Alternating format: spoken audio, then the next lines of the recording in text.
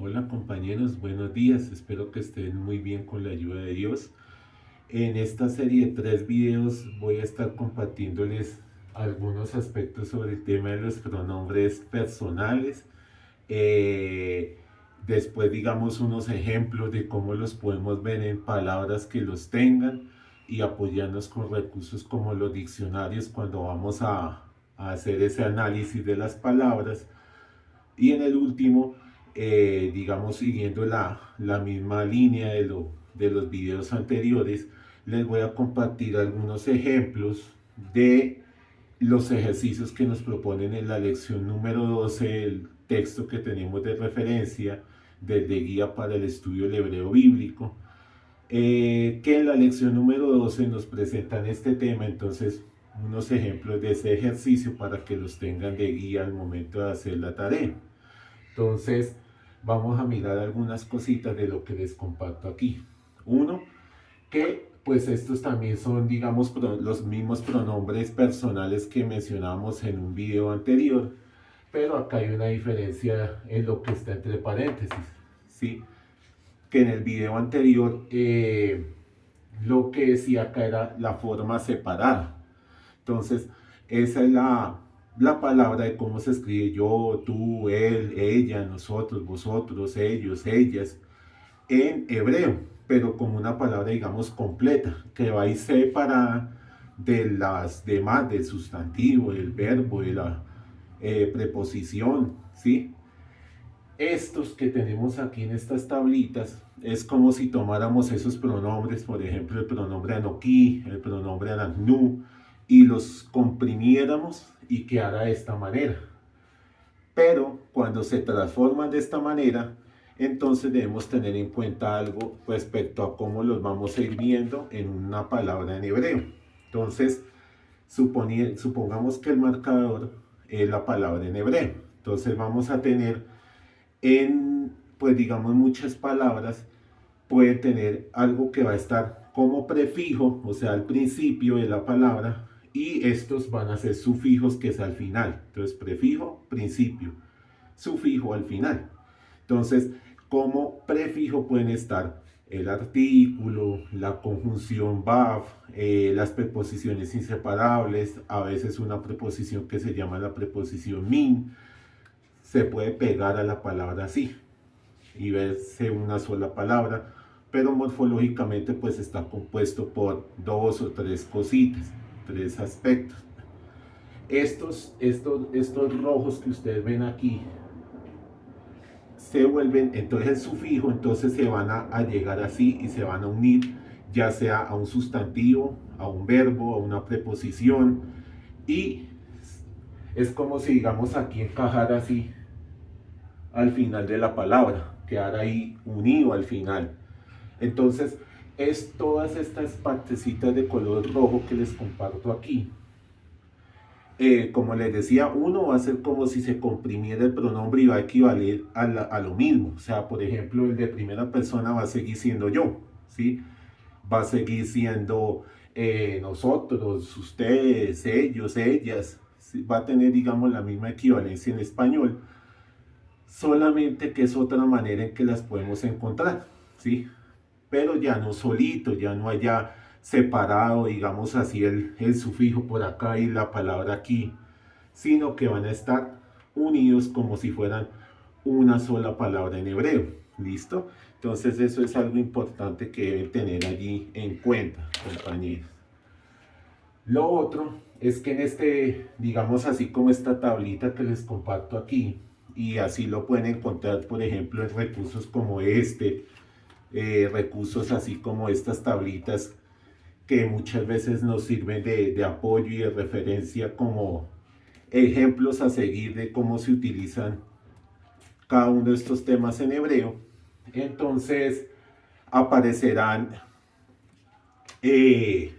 estas terminaciones, digamos, acompañando una palabra como tal. Entonces, uno eso y lo otro que digamos como que lo clasifican así, con esto de 1CS, 2FS, 2MP, 3MP. Entonces, ¿a qué equivale eso? Por ejemplo, 1CS equivale o sería primera, común, singular. ¿Por qué sería común?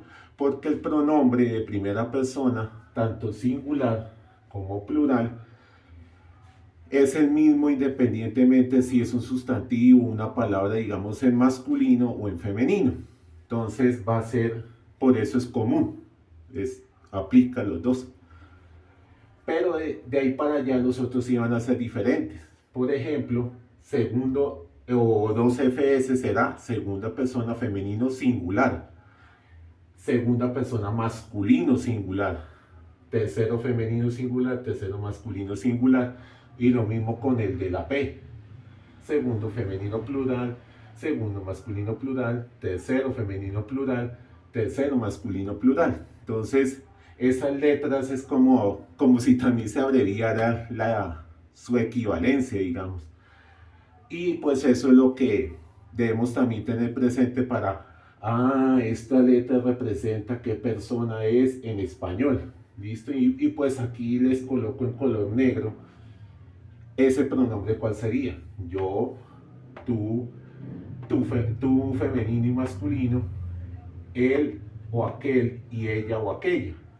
Lo mismo acá, nosotros o nosotras, vosotras, vosotros, ellas o aquellas o ellos y aquellos. Entonces, eso para tener presente allí. Lo otro que podemos tener en cuenta en este caso es esta partecita que ustedes ven acá que dice tipo 1, tipo 2, tipo 1, tipo 2. ¿Eso equivale a qué? A lo siguiente. Estos que dicen tipo 1 en ambas columnitas aquí, y esta partecita de acá, van a ser, digamos, los que más constantemente vamos a ver en hebreo, como los más comunes. Y esos los utilizan los sustantivos, ¿sí? Los sustantivos en singular van a tomar, por ejemplo, estos que dicen tipo 1, la iriyot, la kaf con la cheva, la kaf con la kametz, esta terminación kamesh la holambaf, esta partecita nu, ken, kem, en, em. Entonces esa parte la van a ir tomando digamos como que se va uniendo con un sustantivo, por ejemplo, ¿sí? Y los de plural, pues, ¿cuáles van a tomar? Los que dicen tipo 2, ¿sí? Entonces, pueden ir acompañando a esos sustantivos también en ese caso. Y palabras, por ejemplo, como las preposiciones, pueden tomar del tipo 1 o del tipo 2, ¿sí? En algunos momentos van a tener como un sufijo o el otro sufijo, ¿sí? Dependiendo de las características de la palabra a la que se van a unir. Entonces, por eso encontramos así como columnitas diferentes para tener en cuenta como esos cambios vocálicos o esos cambios como en su escritura que pueden tener esos sufijos pronominales. ¿Listo? Lo otro que debemos de tener en cuenta allí es lo siguiente. Aquí, sobre todo aquí con este sufijo pronominal, ¿sí? Con el de tercera persona femenino singular, ¿sí? En ese caso debemos tener en cuenta algo muy importante. Como lo alcanzan a ver, tiene un puntico en la mitad, la E, la consonante E tiene un punto en medio de ella, y en hebreo ese punto en muchas consonantes tiene el nombre de dagesh, ¿sí? Ya sea uno que se llama dagesh forte, que como que su función es alargar el sonido de la consonante, ¿sí? Extenderlo, o el que se llama dagesh len, que también está allí presente, pero no afecta tanto la pronunciación de la palabra o de la consonante que la tiene, ¿sí? Entonces, eso pues en cuanto al puntico. Pero sucede que hay unas letras que conocemos como las guturales, que son la Aleph, la E, la Het, la Ayin y la Resh. Esas 5 consonantes, digamos, no pueden tener el dagesh con ellas, no lo pueden tener en medio acompañándolas, porque las guturales no tienen, digamos, esa capacidad de alargar su sonido, de duplicar su sonido, ¿sí? Entonces, por un lado, pues lo que hacen es alargar las vocales que las acompañan o las vocales que están antes de ellas, ¿sí? Que eso lo vamos a ir viendo en diferentes temas. Pero entonces aquí, esta consonante tiene el puntico. Y es una gutural, entonces se supone que no debería tener el puntico en medio de ella. En este caso, ese puntico ya no se llama dagesh, sino se llama mapik, ¿sí? Ese puntico llamado mapik, uno solamente va a estar en esta consonante, en ninguna otra. En las demás, que no sean guturales, ahí sí va a ser dagesh, ¿listo? Y lo otro, este puntico llamado mapik, nos sirve para hacer énfasis de que esta consonante debe ser pronunciada, ¿sí? Aunque equivale, digamos, a una H, también puede ser como el sonido de una J suave. Entonces, cuando no tiene el puntico, esa consonante, digamos, no va a sonar, no se va a pronunciar, no vamos a emitir ese sonido.